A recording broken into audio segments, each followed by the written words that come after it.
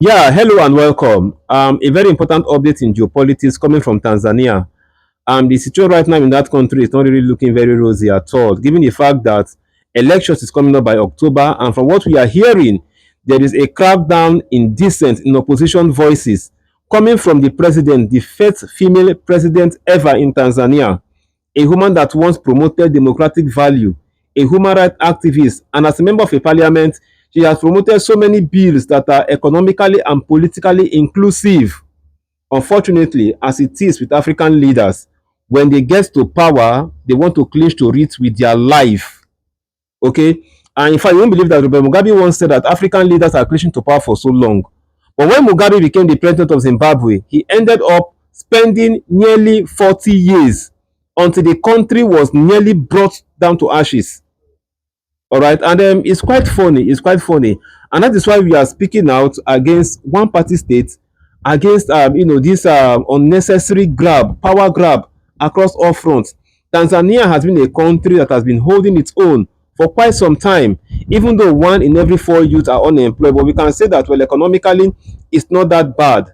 But you can see what is going on right now. In fact, the one that caught my attention is that one of the leading opposition leaders, was dead, was assassinated with his body doused in acid. And currently, right now, there's a crackdown in dissent across Tanzania coming from their female president, Samia Hassan. It's quite unfortunate. It's quite unfortunate. And we keep telling people here in Nigeria is not a failed state. Nigeria is not a crime scene. At least we can still talk. We can still come out and air our opinion in comment section. Unfortunately, you try this in elsewhere and you are gone.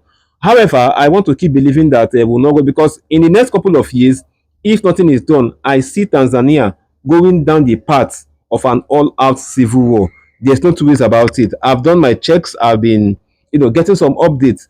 Tanzania may likely end up in a civil war if nothing is done.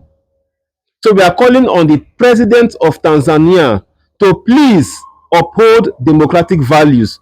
The system you once championed, the system you once embraced, uphold it.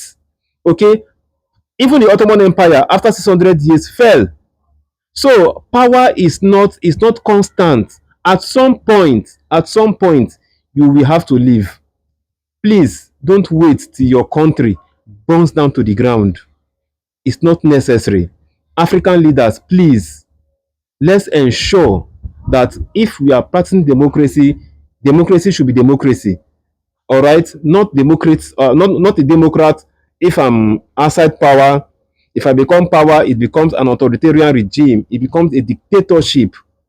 So, I just hope that things will get better in Tanzania, because we don't want an all-out war in Tanzania anytime soon.